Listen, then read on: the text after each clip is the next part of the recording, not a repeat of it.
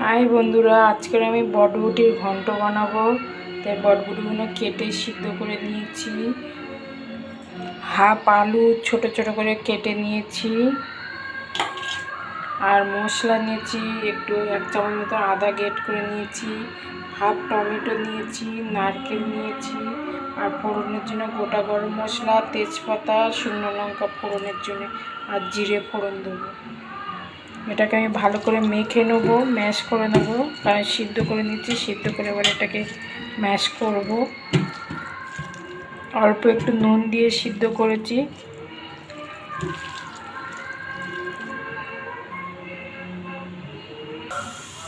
কড়াইতে তেল দিয়ে আমি আলুগুলো ভেজে নিয়েছি। এবারে জিরে ফোড়ন দিয়ে দিচ্ছি 1 চামচ মতন।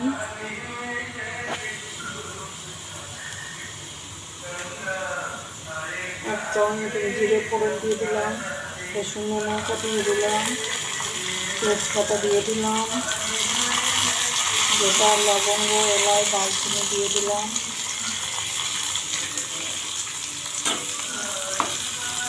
এটা নাড়াচাড়া করবো একটু।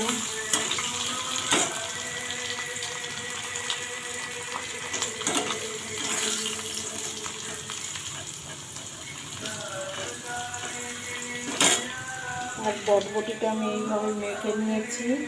আপনারা প্রেশার কুকারে সিদ্ধ করে নিতে পারেন, তাহলে মাপটা একদম করে যাবে। একটু জাস্ট হাত দিয়ে, আর এটা গন্ধটা দারুণ বেরিয়েছে। এবার আমি সব মশলা দিয়ে দেবো। আদাটা দিয়ে দিলাম,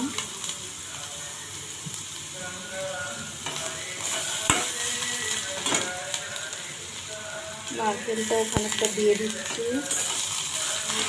নারকেলটা একটু ফ্রাই করে নেবো অল্প করে।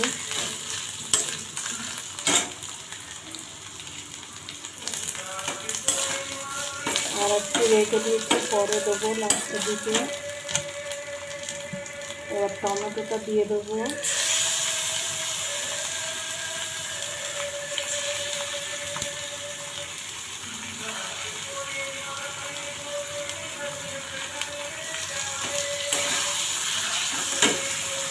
আমি এবার সব মশলাগুলো দিয়ে দেবো।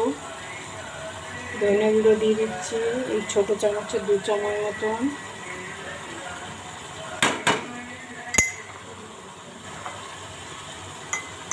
কাশ্মীরি লঙ্কা দিয়ে দিচ্ছি এতটা মতন। হলুদ দিয়ে দিচ্ছি। আর বটবটির মধ্যে নুন দিয়েছিলাম, আর একটু কম মতন করে দিয়েছি স্বাদ অনুযায়ী। আগে বটবটির সঙ্গে দিয়েছি, আপনারা টেস্ট করে দেখে নেবেন, আপনাদের স্বাদ অনুযায়ী দিয়ে দেবেন।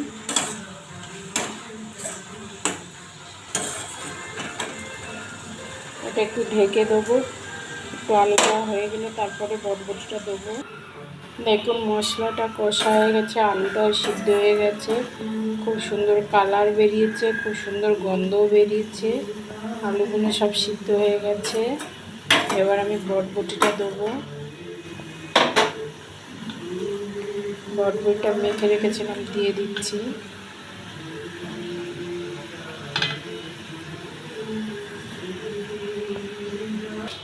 আমি বটবটিটা দিয়ে দিয়েছি। এবার স্বাদ মতন একটু মিষ্টি দিয়ে দেবো। 2টো কাঁচা লঙ্কা দিয়ে দেবো। একটু ঢেকে দেবো। এবার এই নারকেলটা দিয়ে দেবো নামাবার সময়।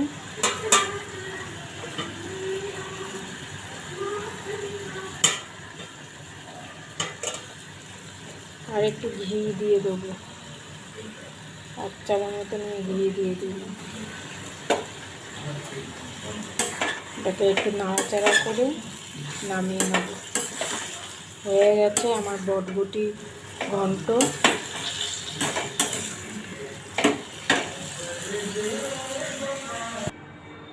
দেখুন কত সুন্দর দেখতে হচ্ছে আমার বটবটি ঘন্ট। খুব সুন্দর খেতে হয়েছে, খুব সুন্দর দেখতে হয়েছে। আপনারা এইভাবে বানিয়ে খেয়ে দেখুন, কারণ সবসময় বটবটি একঘেয়ে খেতে ভালো লাগে না।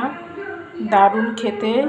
আমি একটা আমার মাসিমার কাছ থেকে শিখেছি, খুব খুব সুন্দর খেতে। আপনারা লাইক করুন, শেয়ার করুন, সাবস্ক্রাইব করুন, অনেক অনেক করে শেয়ার করুন।